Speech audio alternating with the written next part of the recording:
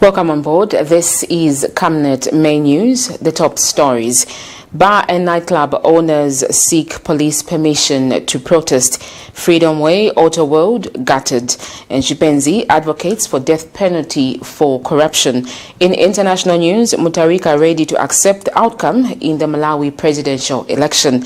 In international news, Football Association of Zambia makes headway towards the league resumption. Join me after this break with the details. Dr. Bigron, musayibala komutienda okuni gift na land. Uchitenkubeti uibise mojo basayone. Oh! Mwina moshi, nakuletera njinga. Latest ina rufesi gear na mawaipa. Difficult ili ashiria njinga. Liam 19 pendefcon. Transport, we got it. Nanga phone for communication. Ipunzi sana chizungu. Yeah, you see what I mean? It's a camera difficult. It's communication. We got it. Indemoni! Powerful system ndimba X-Buzz. Mufumile kukalale. Na mnaimo muli bakumushi. We got it.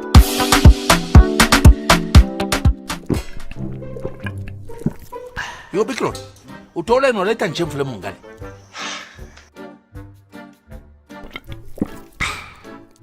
Ngecho wachira pose nishita.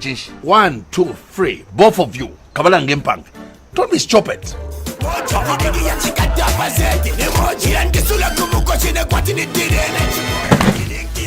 We got it. With the details, my name is Sharon Kalimbula.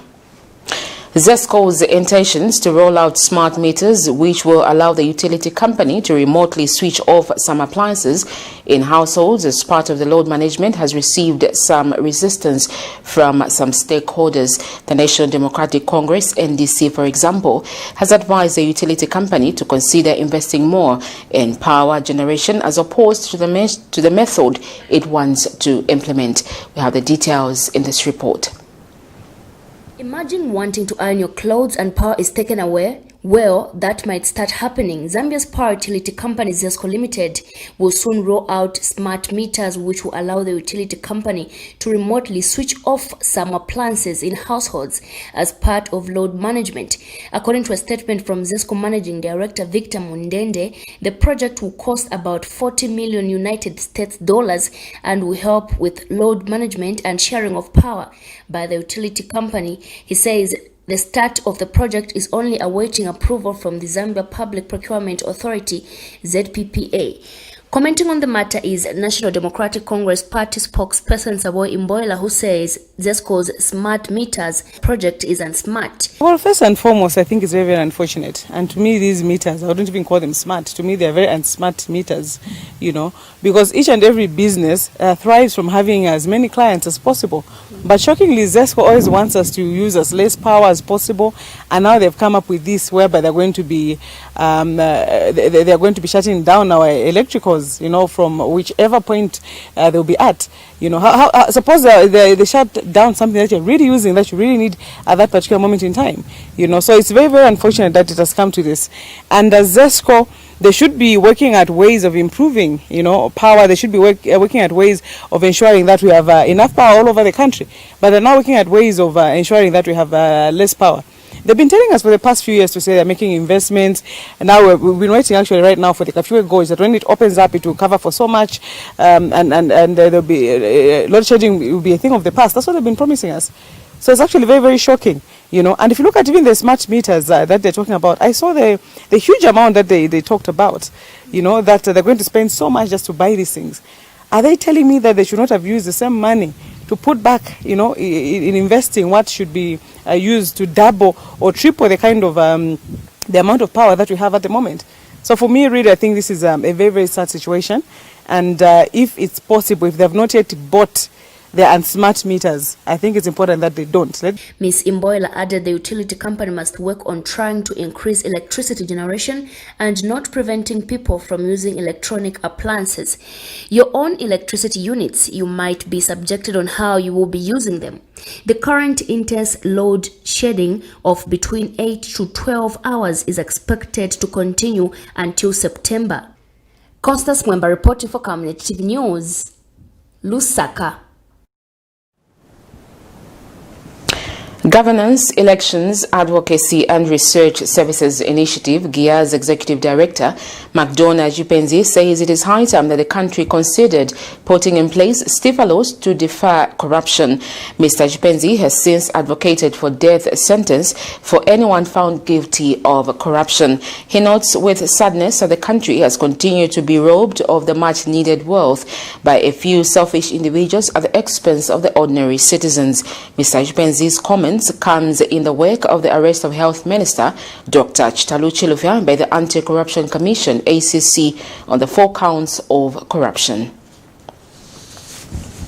Corruption is worse than Chigororo.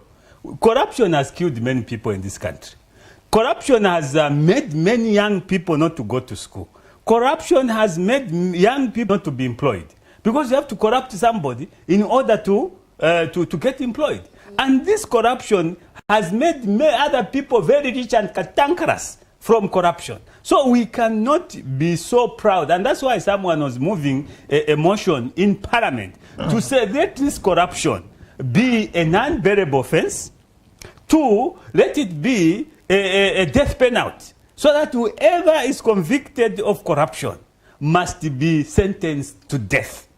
Now, our argument in Parliament when we were called to scrutinize this motion was that, look, in Ghana, for example, when Jerry Rawlings came into power, he had a firing squad for all corrupt leaders. Has corruption in Ghana ended? The answer is no. It is still there. So it is not about having harsh punishment. It is about behavioral change. It's about attitude change. So our leaders, our society wants to be rich. So the issue of Taluchi Russia, for example, he was even released 2 minutes after being arrested. He was on bond, police bond. Yes, we have Tukuta, that young man, who has been arrested for criminal libel and has been denied bond.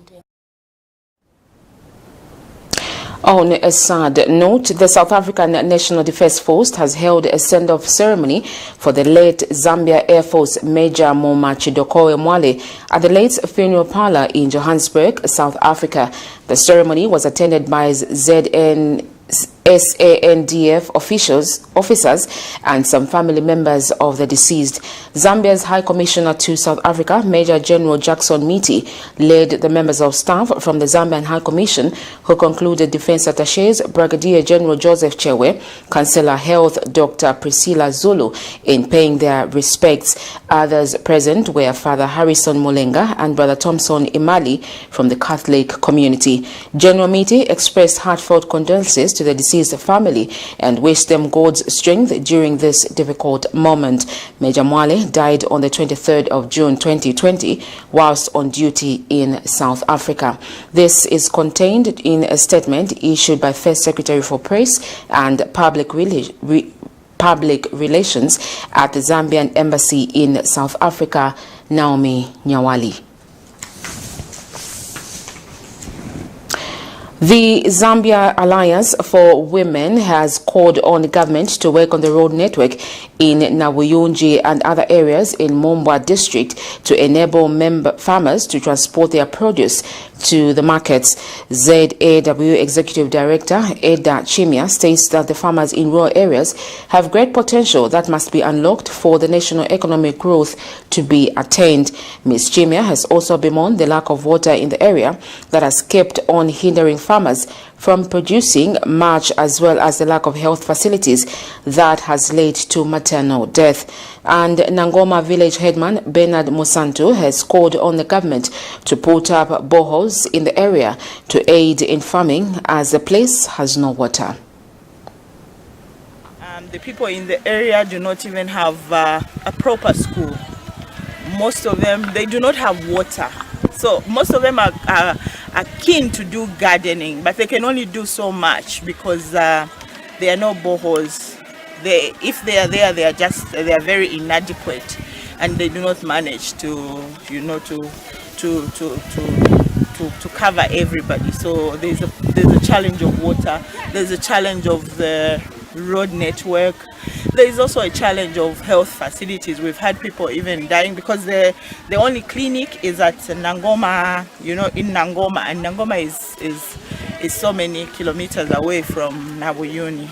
Looking at the distance is looking very far. It's because there's no road network. If there was a proper road, I think the areas would be reachable. So they need roads, they need schools, and they need clinics as well.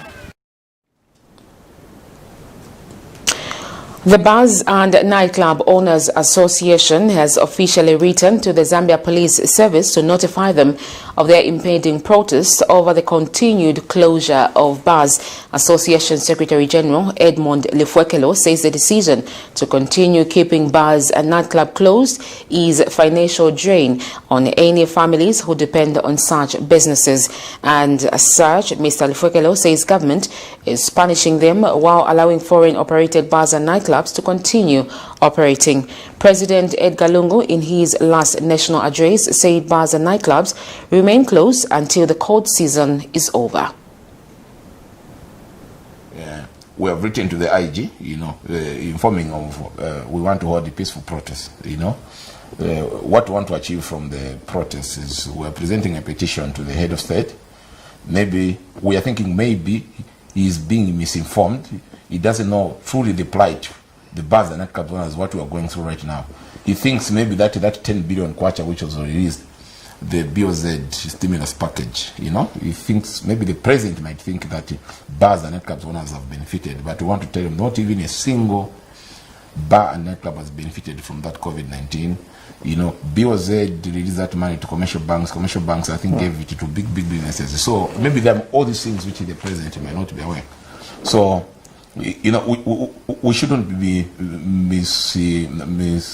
misquoted out there about our intentions to demonstrate, to peaceful protest.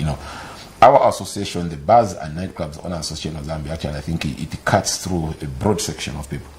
It goes beyond the political lines. So there's nothing like maybe we're being sponsored here. These are genuine businessmen and women who have been affected actually negatively by the closure. Many of them might not even reopen actually when the order has been opened because they've run out of their savings, out of their capital. So their way forward right now, before that is, can the government come to our aid very quickly and help us with financial assistance, You're watching Camnet News. Just now we take a break. Join us for more stories after that. Increase sales of your products and services, advertise on Camnet TV. Reach your clients and target markets directly and see your business grow. For special rates, you can contact our marketing department on 0955 664 305 or 0978 290 626. Camnet TV. Not just another channel. I can take her a bake. Yes, my dear. I was thinking of getting you a Bugatti on your birthday. Really? I'm quiet. My name is Yana.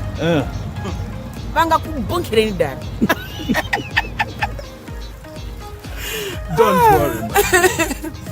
That's why there is insurance. Insurance? You've heard me. Not just any kind of insurance, but Savenda General Insurance, a company that offers superior customer service, highly professional and dedicated staff. We are not just any insurance company, but an insurance company that actually pays our claims. We cover, among others, fire, marine, aviation, engineering, agriculture, motor vehicle, and miscellaneous insurance. So, live life to the full, knowing that Savenda General Insurance has got you covered. Savenda General Insurance. Insurance excellence.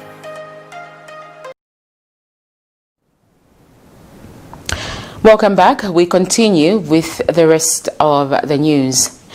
Now, Lusaka Mayor Mao Samba has placed premium on small-scale businesses in view of the coronavirus pandemic. Mr. Samba says small and medium businesses need to be supported at all costs during this period as they play a vital role in the country's economy. The Lusaka mayor said this during the launch of the Chikwa Lane Flea Market on Saturday.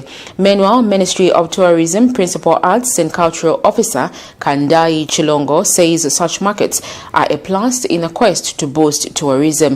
The Chikwa Flea Market is a joint initiative by the Red Cord Market and Lusaka City Council. This reporter brought us this report. Private sector development growth in Zambia is hindered by many restrictions such as lack of trading spaces, capital, among other challenges. Red Coat and Lusaka City Council have partnered by creating space for flea markets. The market, which will be open to registered members, will sell a variety of products ranging from vegetables, clothes, drinks, and many more. Lusaka Mayor Mao Samba says Chikwa Lane Flea Market initiative in Lusaka will create more affordable venue where local entrepreneurs can showcase their goods.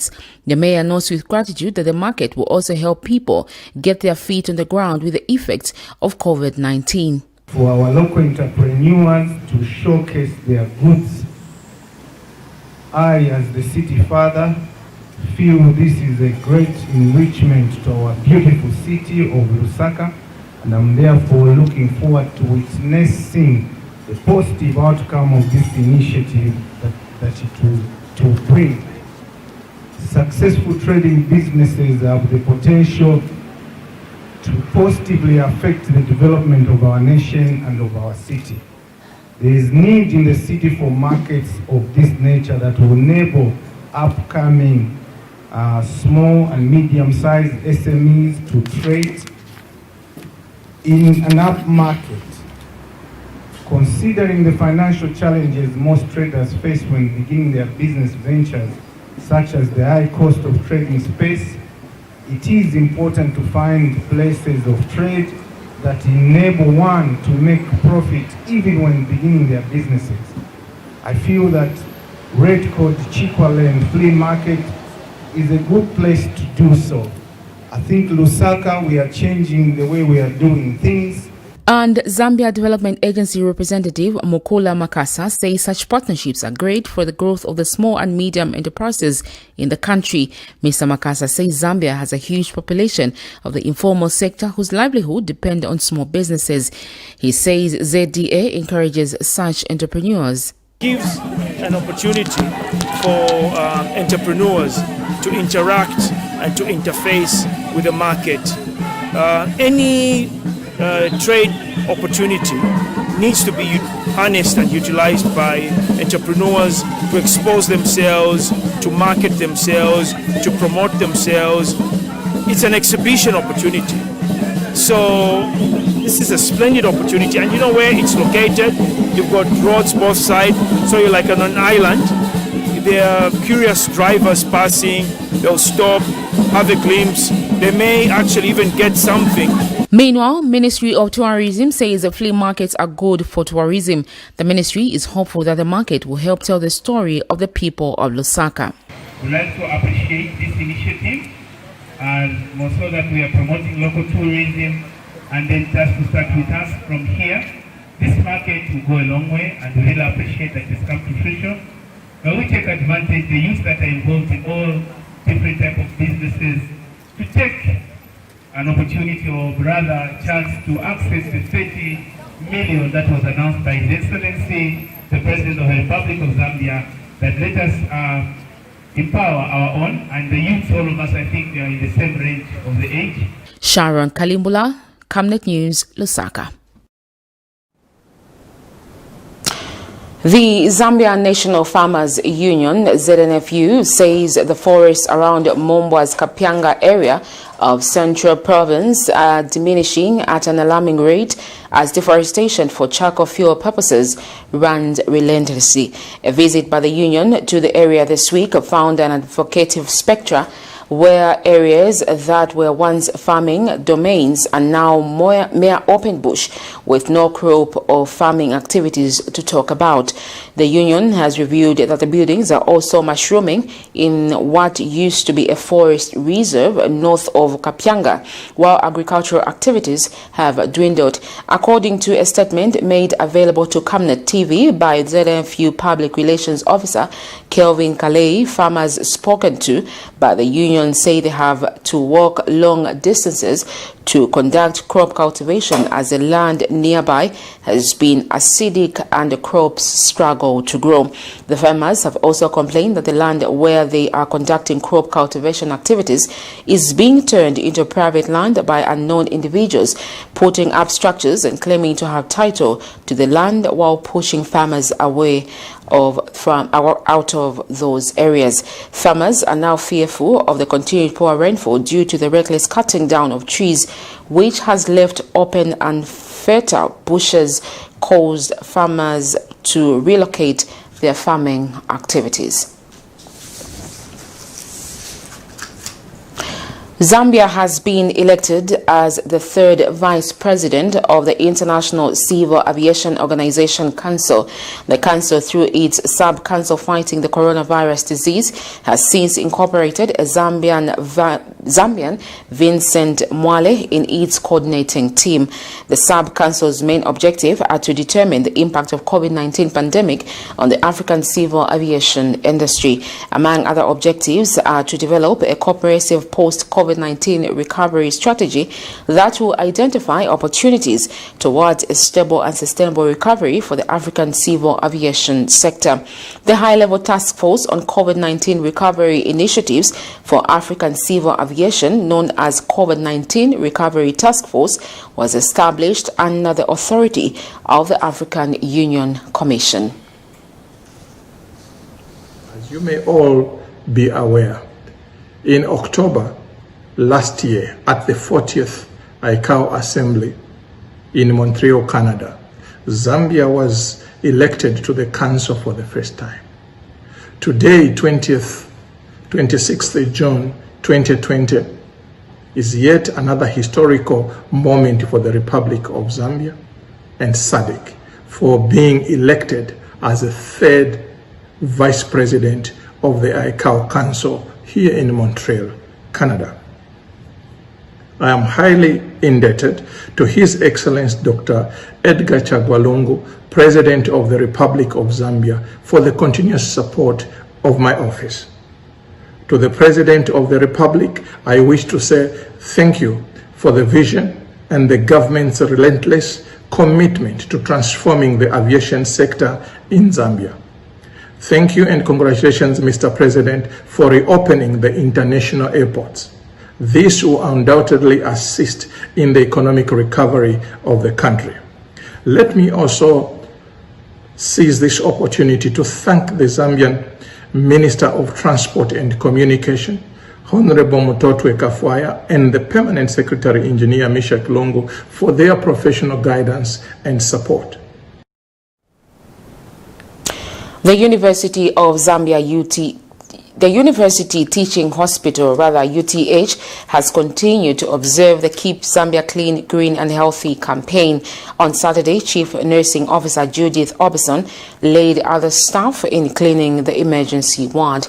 Let's take a look at this report.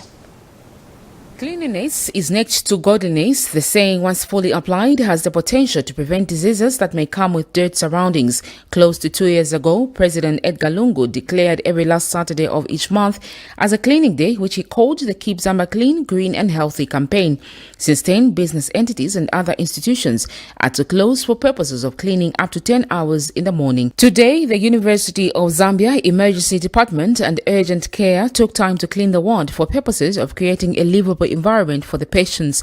Department Chief Nursing Officer Judith Orbison says the hospital's cleanliness is a must for speedy recovery of patients. So in line with the President's directive to keep Zambia clean and green, today we are putting all our efforts together to show that it's not just general workers who can keep our hospitals clean and green, but us nurses, heads of departments have also come on board to also help them clean, to show that it's not anyone's job, but everyone can do it.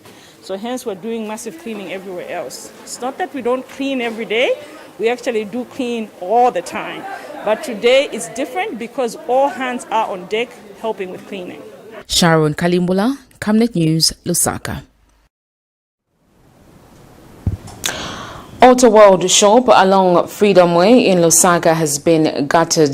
Lusaka City Council Public Relations Manager George Sichemba confirmed the development to Camnet News in an interview. Mr. Sichemba explains that the fire started around 22 hours Friday. We have the details in this report. These are Auto World workers whose jobs have been put on the line as their work of place, and most of the goods in the shop have been burned to ashes. Lusaka City Council Fire Brigade last evening attended to a fire incident which gutted part of Auto World premises along Freedom Way in Zambia's capital city, Lusaka. Around 22 hours, the fire brigade received a distress call that the shop was on fire, and the brigade quickly responded to the emergency. According to LCC, on arrival at the scene, firefighters found the first floor of the shop, which houses motor vehicle spares and accessories, burning. Firefighters had a challenge to access the shop due to explosions of motor vehicle batteries and other dangerous items caused by excessive heat. Lusaka City Council further explained the brigade fought the fire from alternative angles and managed to bring it under control around 04 hours. This is Andrew Malembe, a finance and administration manager, who gives us more details. Yes, as you can see, we have had fire, and it was reported in the night at 22 hours. That's when the guard saw that there was smoke that was coming from inside, and he rushed to Millennium Police Post, who reported later to the fire brigade, and they responded. Since that time, they have been putting off the fire. They have just gone back because now there are no flames inside. Yeah. What would have been some of the reasons that started the fire? What do you think triggered the fire? At the moment, we haven't been told. The fire brigade are going to tell us later on what could have caused the fire, because it started inside and everything is locked up, so the guard couldn't see anything. It's at the moment it's very hard to tell, because what you can see here, there are two buildings. The back side, that's where the stock is. Most of the stock is kept. That's the warehouse it is. And the front part is just the selling area. But we do keep stock of which people can go and retrieve and sell to the customers. What are some of the goods that you sell as Auto World? As Auto World, we sell spare parts, and we keep lubricants, tires. So those could have been the major things that could have ignited the fire. So if we were to estimate, how many goods do you think were inside? How much? Or how much do you think you would lose? I think at the moment it's too early to even say how much was inside, because there's movement of goods between the main shop and the warehouse. However, by the time the fire was being controlled, the section for spare parts and accessories was extremely damaged. The value of goods destroyed in the inferno and the cause of fire is not yet established, as fire experts are still conducting investigations. Constance Mwemba reporting for Camnet TV News, Lusaka. We take another break. Stay with us for international and sports news.